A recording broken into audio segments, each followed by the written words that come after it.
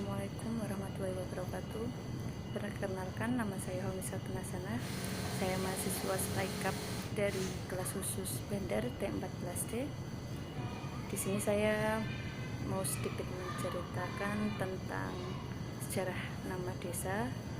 Selain untuk memenuhi tugas UTS Public Speaking, saya juga mau memperkenalkan asal-usul atau sejarah nama desa tempat saya tinggal, yaitu Desa Wonodedi yang berada di Kecamatan Bandar, Kabupaten Batang.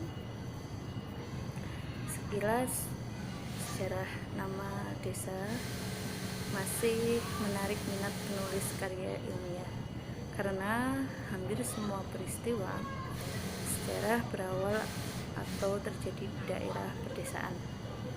Desa sebagai kesatuan teritorial atau administrasi yang terkecil di Indonesia memiliki karakter tersendiri, disebabkan masing-masing desa atau daerah terbentuk melalui proses sejarah yang panjang dan berbeda-beda. Demikian halnya dengan Desa Wonodedi, tempat tinggal saya yang berada di Kecamatan Bandar, Kabupaten Batang ini. Desa Wonodedi dulunya bernama Desa Tujuh. Sekitar tahun 600 Masehi, datanglah seorang ulama atau syekh yang bernama Syekh Bisri.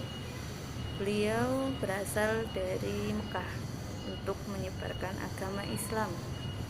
Kemudian beliau bermukim di suatu tempat yang dinamakan Depok atau Padepokan. Dari sini beliau membuat makam desa, membuat tempat ngaji, atau orang-orang lebih mengenalnya dengan pendirisan tempat deres atau tempat ngaji, istilahnya seperti itu. Pada saat pembuatan makam, saat pencuelan tanah, rasanya pencangkulan tanah pertama kali dilakukan, pencangkulan tersebut dinamakan Wono. Jadi pencangkulan yang pertama itu dinamakan Wono, dan pencangkulan yang kedua dinamakan Dedi. Dari situlah muncul nama menjadi Wonodedi. Jadi awal mulanya dari pembuatan makam yang dinamakan Wonodedi ini bergantilah desa yang semula bernama Grubsyuk berubah menjadi nama Wonodedi. Wonodedi atau Syekh Bisri atau dikenal dengan nama Syekh Wonodedi juga mempunyai julukan atau nama yang lainnya seperti Syekh Penderesan dan Mbah Randek. Sebenarnya saya sendiri selaku pembicara mengira bahwa orang yang bernama Wonodedi itu merupakan sosok yang berbeda.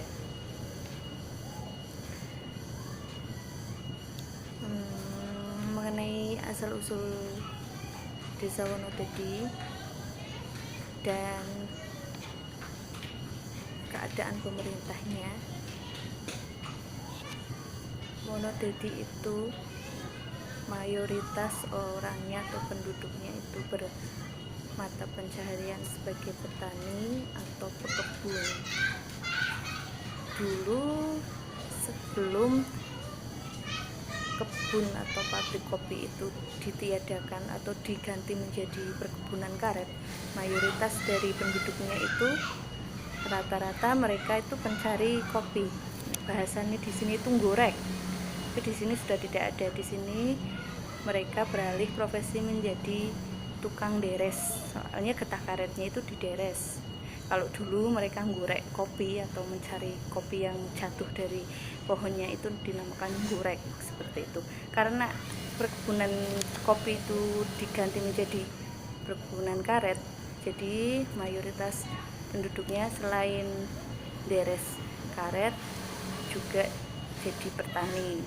Rata-rata penduduk Wonodedi itu mempunyai perkebunan, dan mayoritas pasti di kebun itu mempunyai cengkeh, manggis, kayak gitu. Apalagi musim pada saat ini sedang musim cengkeh, jadi kebanyakan petani itu lagi panen cengkeh, seperti itu.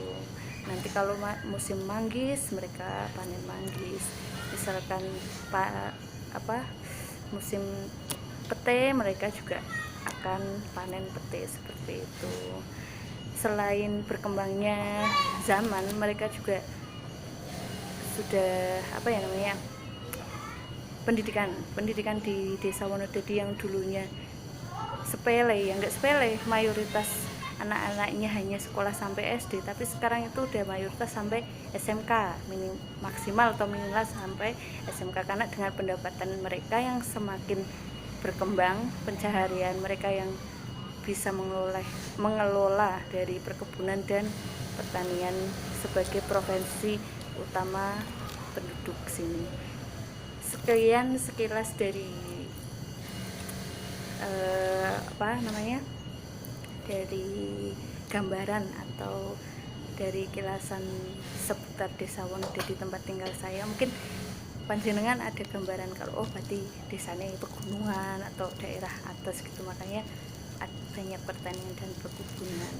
Sekian dari saya. Apabila saya dalam berbicara banyak tutur kata yang belepotan atau kata-kata yang tidak pas atau kurang jelas, saya mohon maaf yang sebesar-besarnya.